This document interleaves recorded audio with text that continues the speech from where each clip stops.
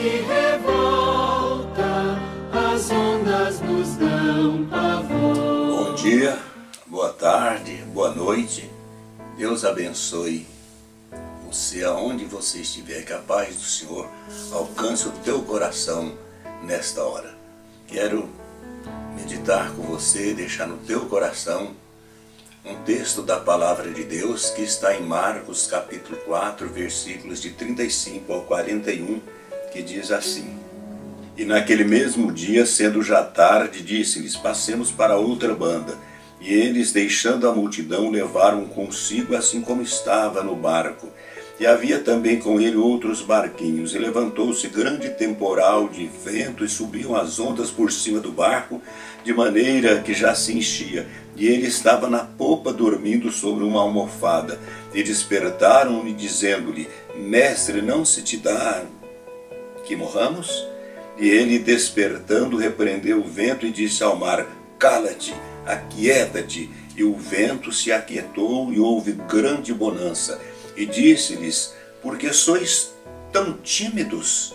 Ainda não tendes fé?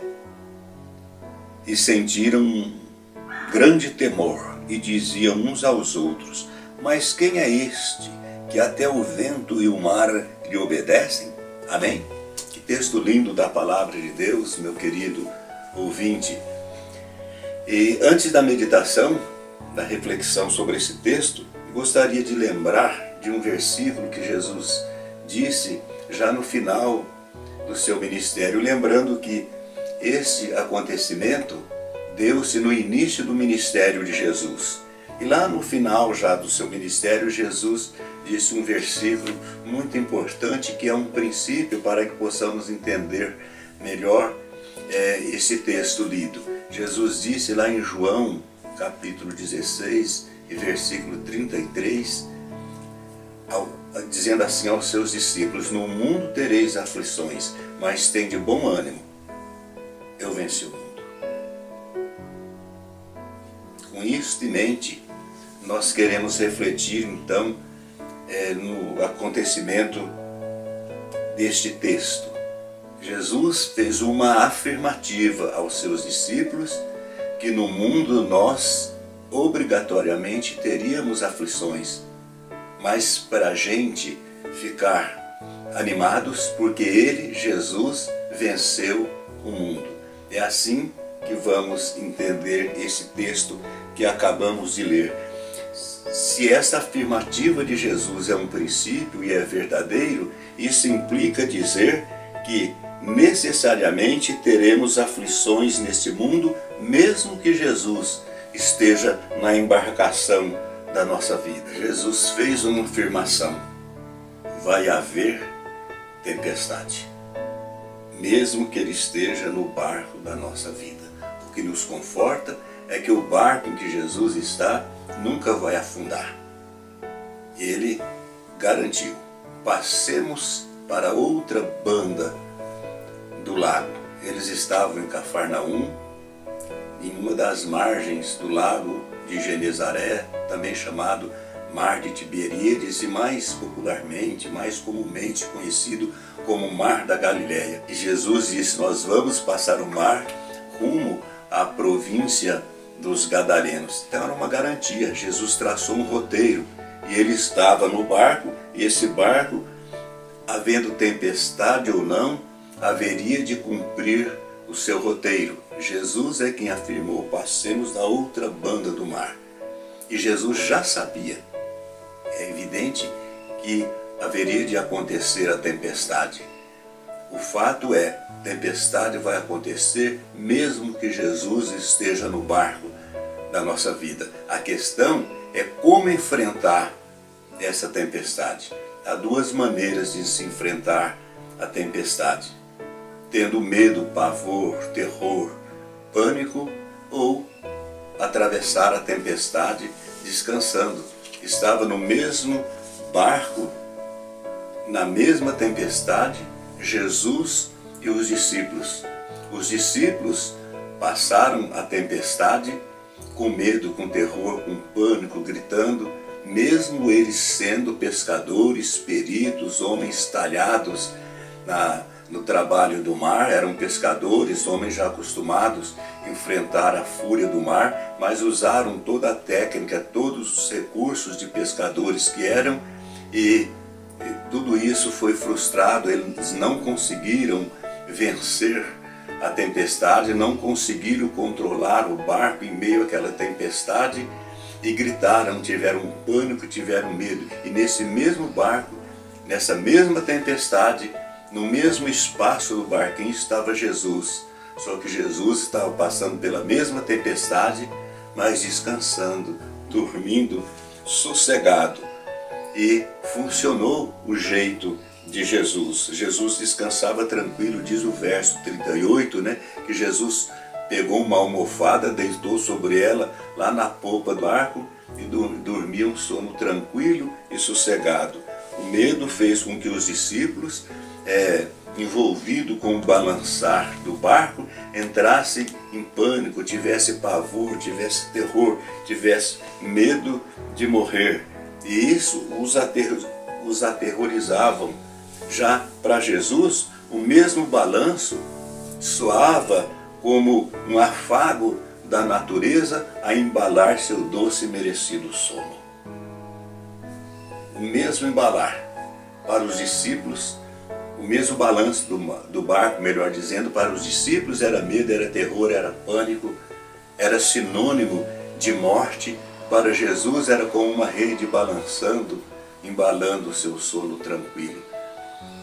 Então essa é a forma melhor de se passar por uma tempestade. O pânico fez com que os discípulos fossem então despertar Jesus. Jesus levantou e, atendendo o clamor deles, Senhor, não permita que morramos. Jesus levantou, olhou para o vento e disse, quieta-te, olhou para o mar e disse, cala-te, sossega-te, e imediatamente o vento silenciou daquele uivo apavorante e o mar se acalmou. E os discípulos olharam uns para os outros e disseram, quem é este? Que até o vento e o mar lhe obedecem. Amém? Diante da voz de Jesus Cristo, a natureza se aquietou. A natureza ouviu a força e a autoridade da voz de Jesus Cristo. Agora, o que nós podemos aprender com isso? Nós podemos aprender que quando Jesus está no barco da nossa vida, nós vamos passar por tempestades, sim. É enganoso o ensino que diz que quando Jesus está conosco, os sofrimentos acabam. Não. Jesus disse, no mundo tereis aflições, foi uma afirmação dele, mas ele nos confortou dizendo que ele venceu. Se ele está conosco e venceu, significa que nós com ele também haveremos de vencer.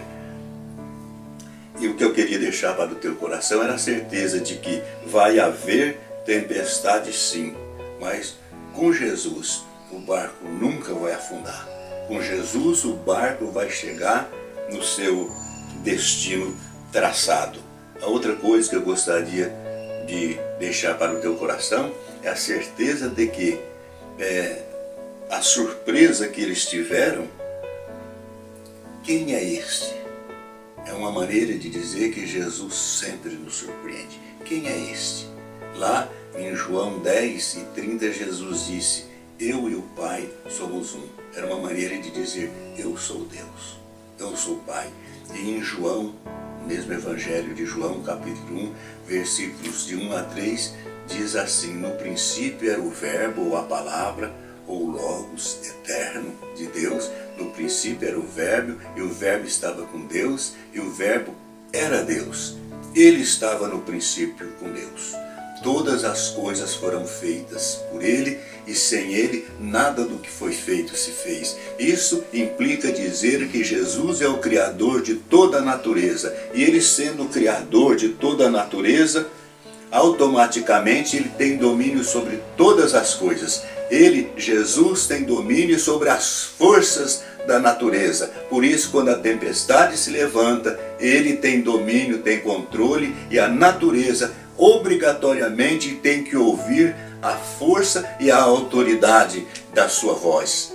Tudo foi criado pela força da palavra de Deus. Haja luz, houve luz. Haja água, haja isso, haja aquilo. Houve assim a natureza com a força da palavra de Deus. E Jesus, sendo o Logos eterno, sendo a palavra encarnada, automaticamente a natureza e tudo mais que foi criado tem que se dobrar, tem que se inclinar, tem que obedecer o comando da voz de Deus. E se esse Deus poderoso, Jesus Cristo, está no barco da nossa vida, nós estamos então livres de todo e qualquer solavanco desta vida, porque se Deus é por nós e Jesus é Deus, quem será contra nós? A tempestade vem, mas a tempestade tem que sucumbir ao som da voz de Deus. Amém? Jesus é Deus. Jesus no barco da nossa vida, a tempestade vem, mas o barco não afunda. O barco alcança o seu destino previamente traçado. Não é lindo isso, meus queridos? É a palavra de Deus que diz isso. A tempestade vem, mas o barco não afunda. O barco que Jesus está nunca vai, nunca pode afundar, porque Jesus é Deus. Então é prudente entrar com Jesus na embarcação desta vida. É prudente entrar com Jesus, mesmo que o barquinho seja simples. É imprudente entrar na embarcação humana, mesmo que seja um forte e poderoso navio. Lembram, meus queridos, a história do Titanic? É imprudente confiar na embarcação humana. Titanic, um navio do século passado, maior, mais forte, mais luxuoso e mais poderoso navio do mundo, construído com um casco de aço duplo, e um navio também construído com o melhor da engenharia naval britânica, um navio feito para não afundar. Essa era a proposta dos engenheiros ao construir aquele navio. E alguém disse na viagem inaugural: nem Deus pode afundar este navio. No entanto, o navio não conseguiu cumprir a sua primeira viagem. Ele bateu rumo ao iceberg da prepotência humana e lá ficou sepultado a 4.000 metros de profundidade nas águas geladas do Oceano Atlântico. Forte navio não conseguiu cumprir a sua primeira viagem. Afundou. A prepotência humana cai por si só. O barquinho de Jesus, frágil, em meio a uma tempestade violenta, chegou no seu destino final, porque Jesus estava nele. Então não é prudente entrar nesse barquinho de Jesus? Então entre você no barquinho de Jesus agora. E você sabe como entrar no barquinho de Jesus? É fácil, é você dizer assim: Senhor Jesus, entra no meu coração. Pronto, você já está no barquinho de Jesus. Amém? Fica a proposta para o seu coração. Que Deus te abençoe. Amém. Fique com essa musiquinha linda, com Cristo no barco. Tudo vai muito bem. Passo temporal. Deus te abençoe. Com Cristo no barco tudo vai muito bem. Vai muito bem. Vai muito bem. Com Cristo no barco tudo vai muito bem. E